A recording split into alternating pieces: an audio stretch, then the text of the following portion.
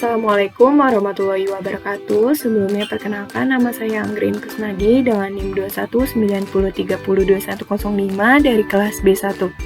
Pada kesempatan kali ini saya ingin menjelaskan tentang buku kerja kewirausahaan 2. Di bagian pertama, kedua, dan ketiga. Langsung saja ke pembahasannya.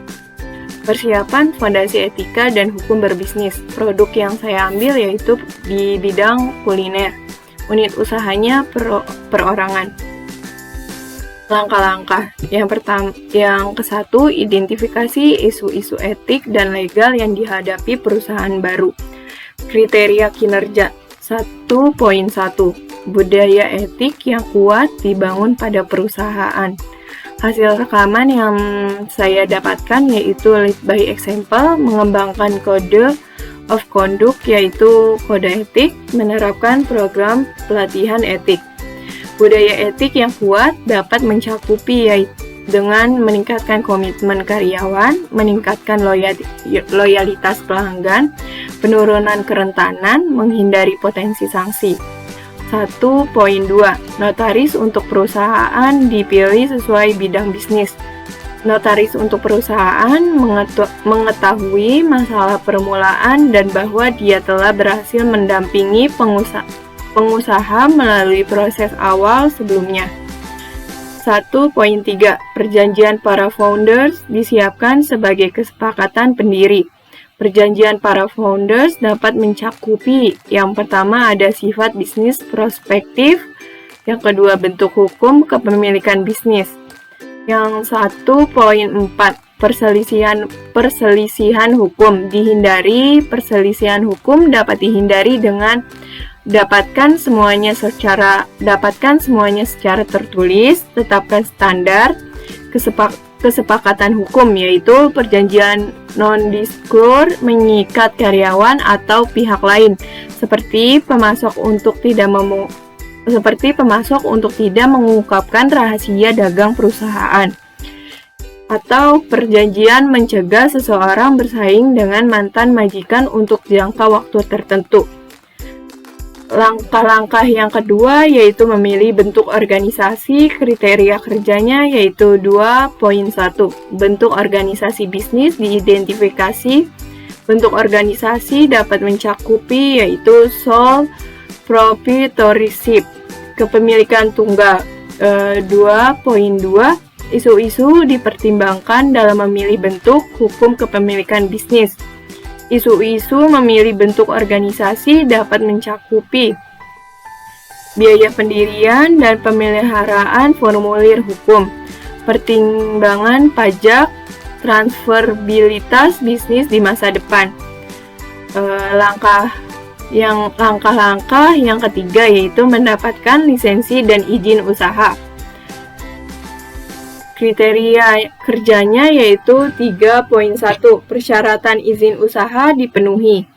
Persyaratan izin usaha yang saya dapatkan yaitu syarat mengajukan SUP online untuk perusahaan perseorangan, yaitu seperti fotokopi KTP, fotokopi NPWP, fotokopi situ neraca perusahaan, materai 6.000, foto direktur utama atau penanggung jawab, serta surat izin lain terkait usaha yang dijalankan.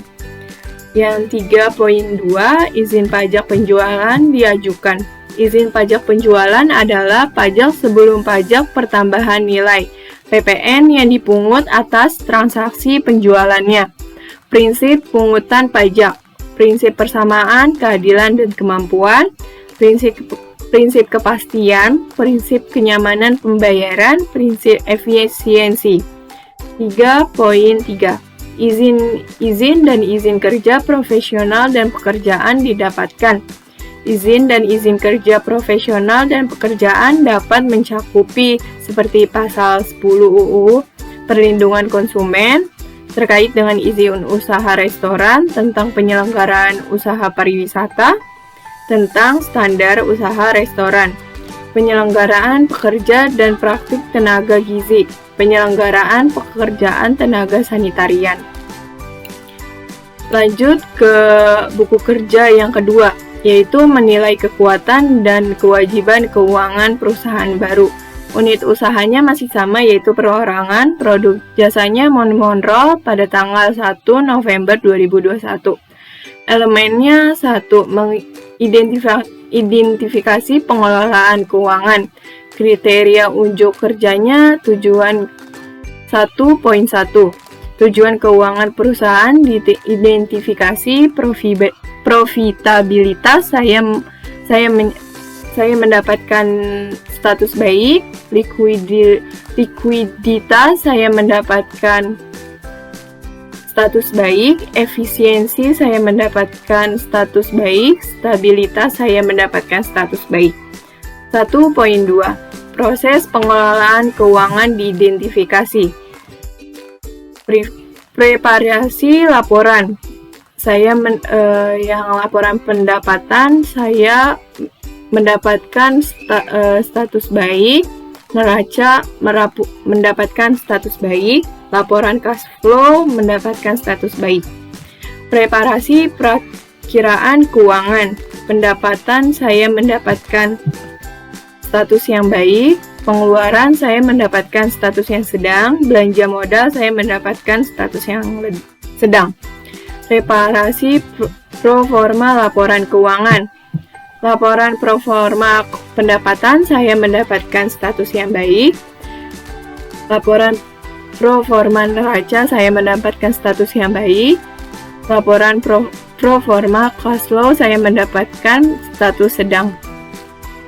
Analisa berjalan dari hasil-hasil keuangan. Ratio analisis saya mendapatkan status sedang. Mengukur hasil dibanding rencana saya mendapatkan status baik. Mengukur hasil-hasil dengan norma industri saya mendapatkan hasil baik. 1.3. Laporan historis keuangan diidentifikasi seperti laporan keuangan saya mendapatkan hasil yang baik. Neraca saya mendapatkan hasil yang baik, laporan cash flow saya mendapatkan hasil yang baik. Yang 1.4. Perakiraan keuangan diidentifikasi. Laporan keuangan historis perusahaan diikuti oleh persiapan perakiraan. Saya mendapatkan hasil baik. Perkiraan penjualan untuk perusahaan baru didasarkan pada perkiraan penjualan dan rata-rata industri yang baik atau pengalaman memulai usaha sejenis saya mendapatkan status yang baik. Perkiraan penjualan untuk perusahaan yang didasarkan pada 1. Catatan penjualan terdahulu, yang kedua kapasitas produksi dan permintaan produk saat ini, dan yang ketiga yaitu faktor apapun yang akan mempengaruhi kapasitas produk dan permintaan produk masa depannya, saya mendapatkan status baik. Yang kedua yaitu identifikasi proforma laporan keuangan. 2.2 Laporan proforma diidentifikasi yaitu proforma laba rugi saya mendapatkan status sedang. Proforma pendapatan saya mendapatkan status baik. Proforma neraca saya mendapatkan status sedang.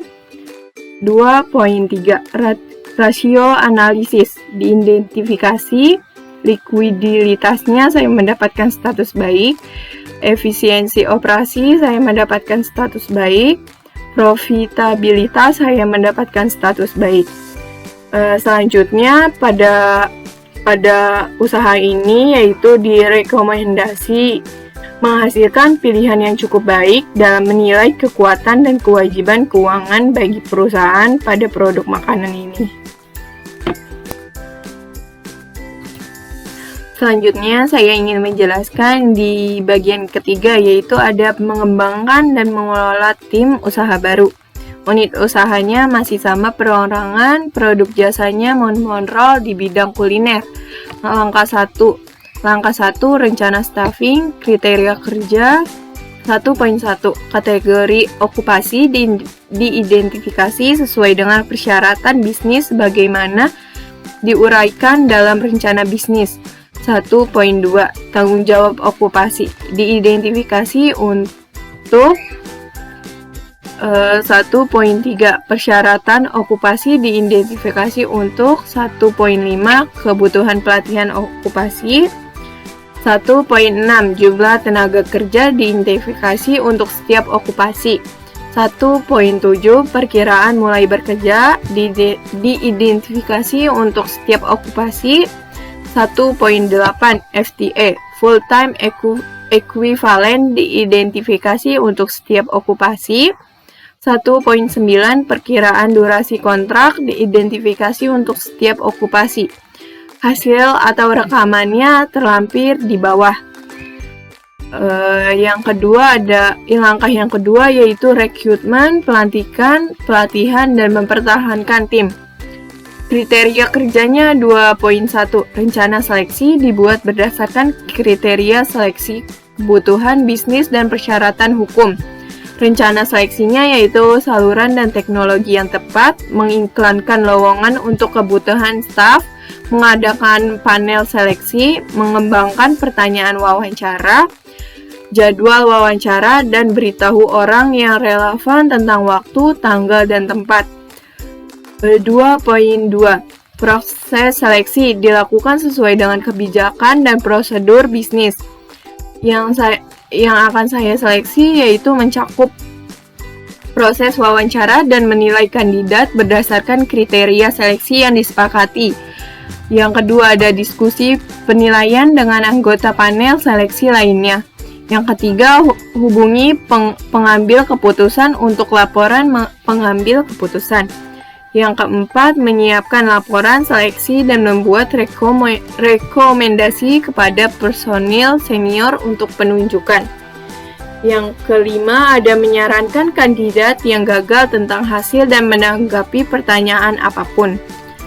Yang terakhir yaitu melengkapi dokumentasi yang diperlukan sesuai dengan prosedur organisasi dengan memperhatikan kerahasiaan dan persyaratan privasi.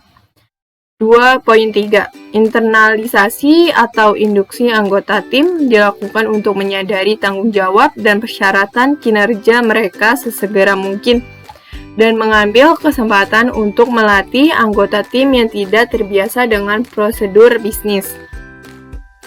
Internalisasi atau induksi anggota tim yang saya dapatkan yaitu menyediakan kandidat yang berhasil dengan kontrak kerja dan dokumentasi lainnya, memberitahu manajer dan tim kerja tentang penunjukan baru, memberitahu manajer dan staf tentang tanggal mulai kandidat dan membuat pengaturan administratif yang diperlukan untuk pembayaran dan pencatatan karyawan, mengatur pelantikan kandidat yang berhasil sesuai dengan kebijakan organisasi. Langkah yang ketiga memenuhi kewajiban hubungan industrial. 3.1 Hak dan kewajiban di tempat kerja dari pemberi kerja dan karyawan diidentifikasi sesuai dengan persyaratan hukum dan kode praktik.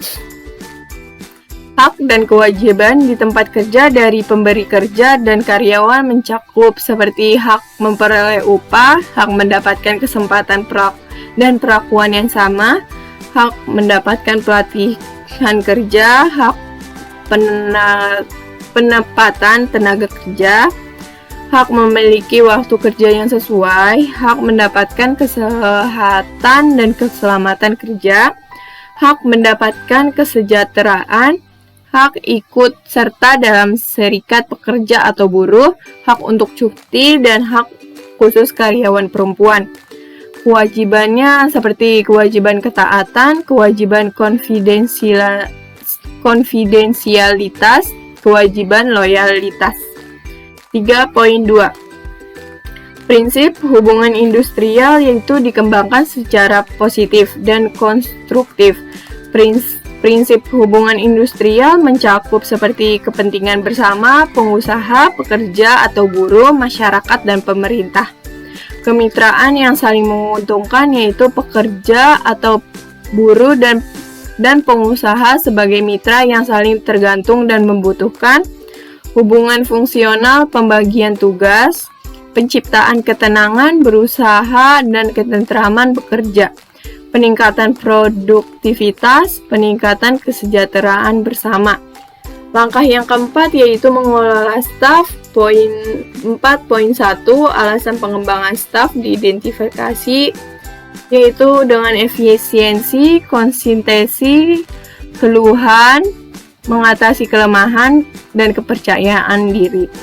4.2 yaitu strategi dan program pengembangan staf dikembangkan, yaitu memberikan kesempatan pada setiap karyawan untuk menyalurkan ide dan gagasan pribadi mereka, memberikan penghargaan atau reward kepada karyawan, mengadakan program pelatihan bagi karyawan, program pengembangan staf yaitu sebagai pelatihan dan pengembangan profesi.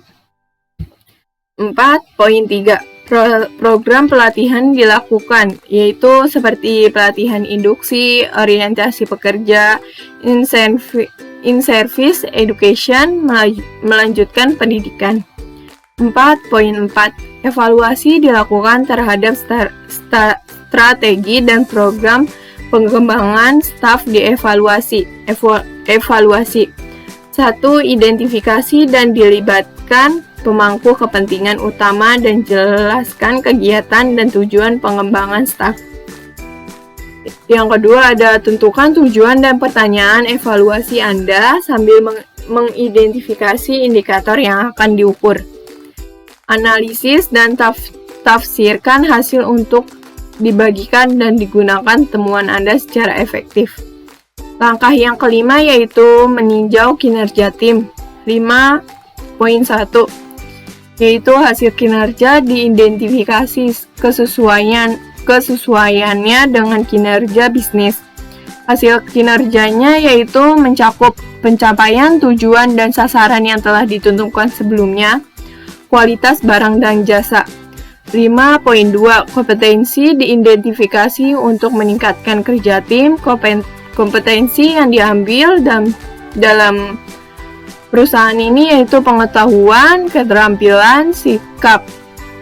5.3 tingkat pergantian staf diidentifikasi yaitu rendah, di bawah 15%. 5.4 yaitu kekompakan tim diidentifikasi dalam meningkatkan kinerja proyek secara keseluruhan. Kekompakan tim yaitu seperti kolaborasi, kerjasama, kompetensi bekerja sama.